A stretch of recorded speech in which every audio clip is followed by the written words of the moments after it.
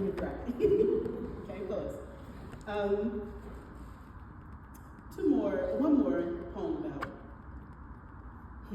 Forest, Mississippi. This poem is called Earth. Because your grandparents are earthmen, you remember you and your grandmother quiet together. You don't remember how old you are in the backyard when she shows you the blackberries growing along the road. You can't recall her words, but you can feel her guiding your hand between the briars and the dirt. And somewhere, you know love is made of growing things. When you and your aunt walk between rows of greens, you are very small, inside the huge leaves, probably collards. You are wearing a pink dress, and your aunt, you believe it is Charlotte, has combed your hair in 2 braids. Your grandfather is there. He takes a picture of you and your aunt between the rows. You remember them laughing. You remember she is squatting close to the ground with you. There is the smell of earth. Your aunt says, not to get dirty. Says, hold the greens up in your hand. Hold them high for the picture. And then you 3 walk among some vines. And your grandfather loosens the dirt with one hand, unraveling a clump of peanuts. Hits it against his foot. Your grandfather smells like living things, like silt.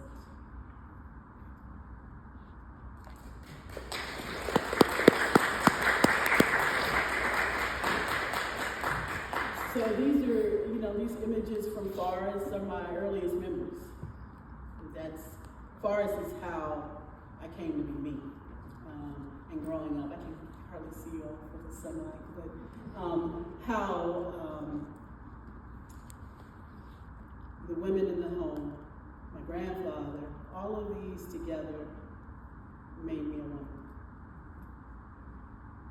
This is called Nocturne 1. My grandfather listens to country music from a radio above his bed. Hank Williams' voice, all lonesome and curled, seeps from a speaker. My grandfather rests in his boxers with his eyes closed. Sometimes the windows are open and curtains swell and bellow with a small pop as they recede. Eyes still shut, he reaches above his head and spins the dial until Fats Domino creaks through the static. I love my grandfather. He is warm, and sometimes he teases and tickles me. Sometimes he sings, I'm walking to New Orleans. I listen to the crickets or wind or the oil oscillating electric fan.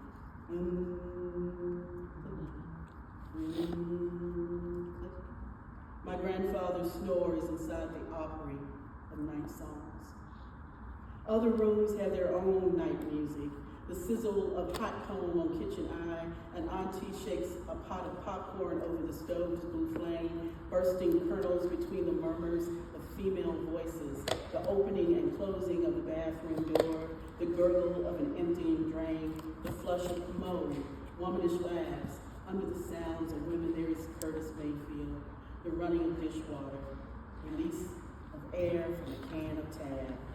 And auntie pops her knuckles, the steady rock of the washing machine. Cars pass the house with a whoosh of sound, headlights swinging against the wall. When my grandfather's breath becomes steady, I hear my grandmother's body bending to pray at the foot of the bed. I love my grandmother. I feel her hand pressing against the creaking mattress as she lifts herself to rise.